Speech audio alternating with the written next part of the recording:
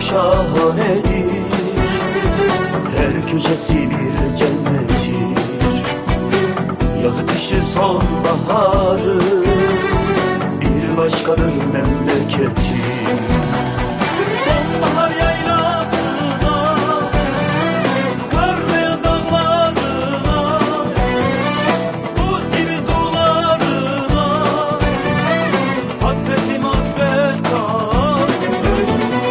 Sonbahar yaylasına, kar beyaz dağlarına, buz gibi sularına, hasretim hasret kaldım. Buz gibi sularına, hasretim hasret kaldım.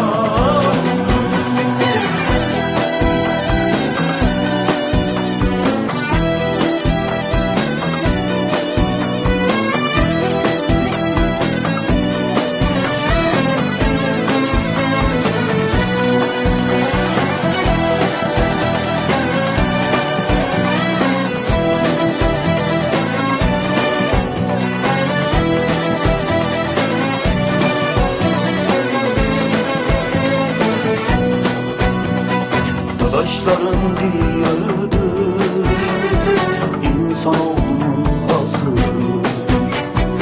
Alan döken sevdasıdır, alimlerin